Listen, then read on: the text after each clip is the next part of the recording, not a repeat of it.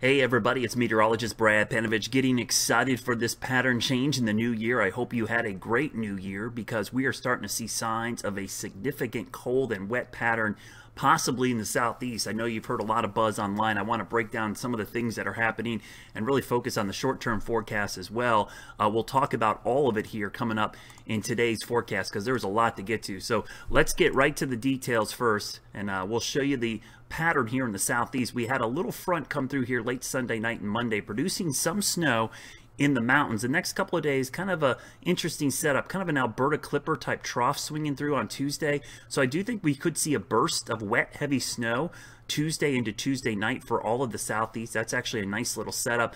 And then high pressure is going to set up as we go towards the end of the week, and possibly a bigger system heading our way by Friday. And let me show you how this unfolds. So you see our little system moving through on Tuesday. There it is. And again, that's a quick burst of snow. But the big story is going to be this Friday system.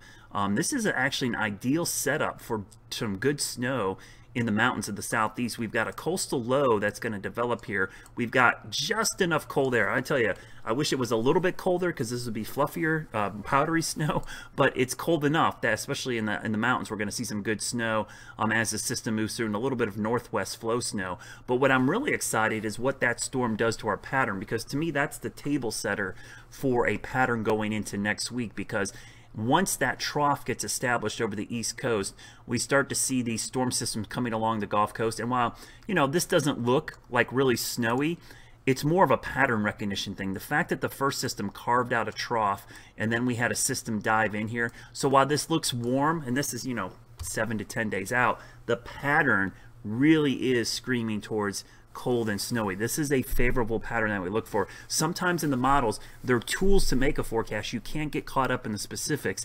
You kind of focus, especially in the long range, on this overall pattern. You can see that system eventually looks more promising, but I'm telling you, that pattern shaping up with the next storm behind that middle of next week is really, really interesting looking long range. I'll show you the snowfall forecast real quickly. The Tuesday system, again, probably 1 to 2 inches. The Friday system definitely has some potential for more, especially in North Carolina, more so than West Virginia or Virginia.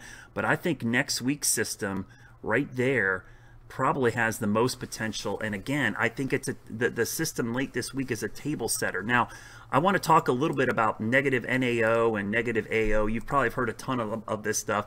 And if you've watched weather in the southeast at all or the East Coast, you know when we have a negative Arctic oscillation and a negative North Atlantic oscillation, that typically means cold and snow. It increases our chances for cold and snow. And all of the guidance is hitting at negative values. GFS ensemble, European ensemble, even the Canadian ensemble, all showing negative. So when you see this chart, 0 is right in the middle here. When you see it hanging out below 0, that's a good sign for the southeast. That typically means cold and snow. But there's something to be very cautious of. And sometimes as a cold and snow lover, you can get caught up in this. There's a difference in the type of negative NAO. We have one called an east-based one and a west-based one. And I've seen this happen a lot in the last couple of years. And what I mean by this is when this pattern sets up, we get big troughs and ridges. Now, immediately, if you're a skier or snow lover, you're going trough, trough, trough. But there's also huge ridges in this pattern, and if the pattern doesn't set up just right, you could totally get shafted. So these east-based NAO shows the cold air kind of bottled up and kind of more in the middle of the country, and if you look carefully on this, it's kind of warm in the southeast. Now the west-based NAO is actually what we want to see.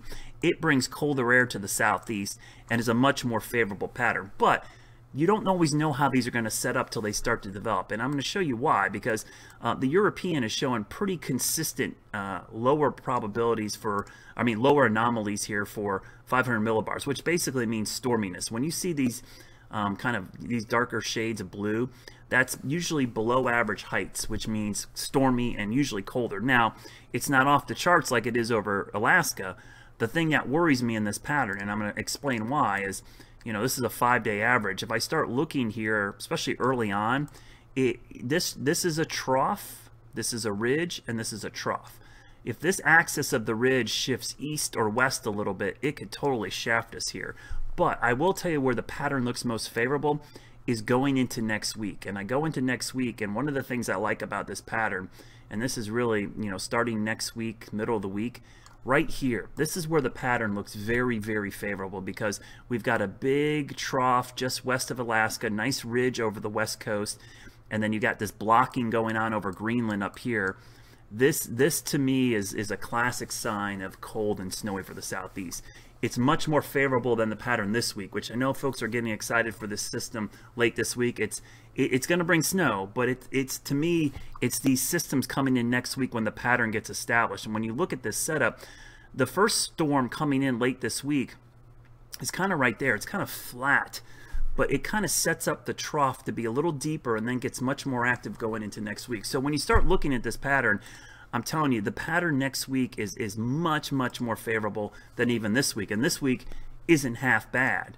You know, I think next week the storms will be much more favorable. So here's a quick look at the 5-day forecast. We've got time to talk about next week's pattern, but you know, you've heard it. You know, I know Kenny's been posting some stuff as well.